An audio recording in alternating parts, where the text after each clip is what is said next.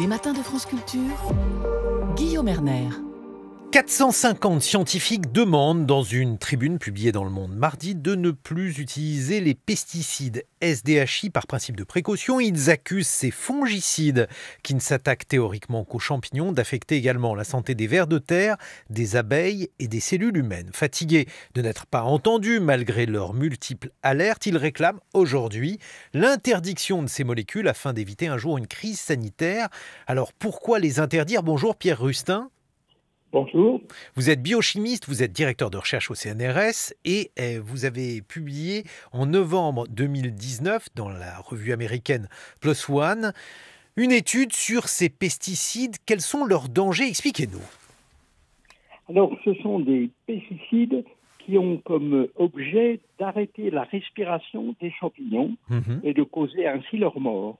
Le problème qui est derrière l'utilisation des SDHI, c'est qu'ils n'ont pas de spécificité. Ils vont également bloquer la respiration de tout être vivant exposé qui reçoivent les SDHI. D'accord, ils ne sont pas discriminants dans leur manière de toucher, Absolument. D'affecter différents organismes. Mais alors, du coup, on se demande quel protocole vous avez suivi, Pierre Rustin, pour avoir, selon vous, cette certitude que les SDHI sont aujourd'hui particulièrement dangereux. Nous avons d'abord mesuré la cible même des SDHI, qui est la SDH, succinate déshydrogénase, d'où le nom de SDHI pour inhibiteur. Nous avons mesuré l'enzyme extraite des vers de terre, des abeilles, des champignons et de cellules humaines. Et dans tous les cas, le taux d'inhibition est similaire. Puis, nous avons étudié l'effet des SDHI sur des cellules humaines intactes en culture et nous avons démontré de façon absolue et sans qu'il y ait de discussion réellement possible que les SDHI tuaient les cellules humaines, et ceci était particulièrement vrai lorsque les cellules humaines provenaient de patients ayant des maladies qui touchent déjà la fonction mitochondriale. Tue les cellules humaines, et donc quelles conséquences pour les êtres humains qui sont exposés aujourd'hui, selon vous, au SDHI, Pierre Rustin ? Extrêmement difficile à prévoir. L'évolution des maladies liées à des dysfonctions mitochondriales est déjà très difficile à prévoir. Et quand on diminue, quand on interfère avec les propriétés mitochondriales chez un individu sain, il est impossible à l'heure actuelle de prévoir quelles peuvent être les conséquences.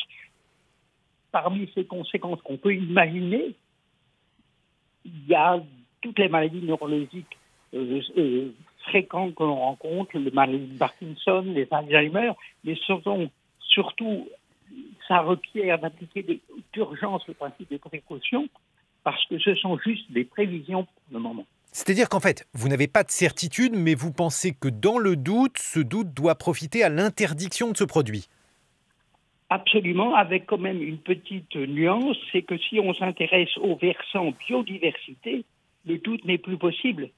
À l'heure actuelle, on sait très bien qu'il y a une catastrophe et un véritable écocide par rapport à plein d'espèces animales, en particulier les insectes, les vers de terre. Ça, c'est déjà établi. On a en aval de la précaution. Et oui, parce qu'en fait, le problème, c'est que l'ANSES, autrement dit l'Agence nationale de sécurité sanitaire, elle a publié le 21 janvier une réponse aux différentes études, dont la vôtre, Pierre Rustin. Elle estime qu'il n'est pas nécessaire de retirer les SDHI actuellement, même si les travaux de recherche se poursuivent. Alors, est-ce qu'il ne faudrait pas attendre les travaux que l'ANSES semble avoir commandités ? Il y a des fois des travaux qu'il faut faire après et des fois des travaux qu'il faut faire avant. En ce qui concerne l'autorisation de mise sur le marché de poisons tels que les SDHI, ces études auraient dû être faites avant, évidemment. Et d'autre part, désormais, si on s'intéresse à le problème de la biodiversité, les résultats sont déjà là et constatables par tout le monde, en fait. Bon, alors l'autre question qui se pose, pardonnez-moi, je vous ai coupé Pierre Rustin, l'autre question qui se pose, comment faire pour cultiver sans fongicides ? Parce que là aussi, les SDHI ont une utilité. Si on demande aujourd'hui aux agriculteurs de basculer dans une agriculture sans le recours à ces produits, qu'est-ce qu'ils vont faire ? Alors, il y a plusieurs éléments de réponse. Le premier, c'est que quand vous dites que les SDHI ont une efficacité prouvée, ça reste tout à fait en suspens. Pour le moment, ni l'ANSES, ni la FNSEA, ni l'Union des industriels de l'agrochimie n'ont été capables de montrer que ça avait véritablement un intérêt. Une étude récente du CNRS montre qu'en réalité, beaucoup de pesticides n'ont aucun intérêt. Aucun intérêt, que je comprenne bien. Ça veut dire qu'ils ne tueraient pas les champignons qu'ils prétendent tuer?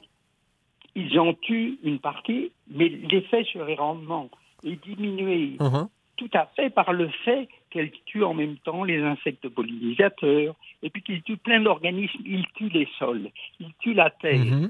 Et en tuant la terre, on a un impact sur les cultures qui est aussi non négligeable. Donc l'effet sur le rendement est loin d'être établi en réalité. Et alors Pierre Rustin, une dernière question. Si d'aventure on interdisait les SDHI, est-ce qu'il y aurait des fongicides qui seraient inoffensifs ou alors moins nocifs selon vous?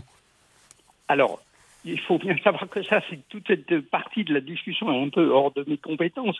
Il semble, et de nombreuses études maintenant déclenchées à l'INRA proposent des approches alternatives à l'usage en fait des molécules chimiques pour les agriculteurs. Et si l'argent devait être dirigé quelque part maintenant d'un point de vue recherche, c'est véritablement vers ce genre de choses qu'il faudrait orienter les flux d'argent de recherche plutôt que de continuer à étudier l'effet des SDHI qui est connu depuis 1976. Ah oui, effectivement. Si vous considérez que depuis 1976, ce produit est nocif, voilà, on verra la réponse supplémentaire de l'ANSES et des producteurs de SDHI. Merci en tout cas de nous avoir exposé votre vision des choses. Pierre Rustin, je rappelle que vous êtes biochimiste et directeur de recherche au CNRS, 7h20 sur France Culture.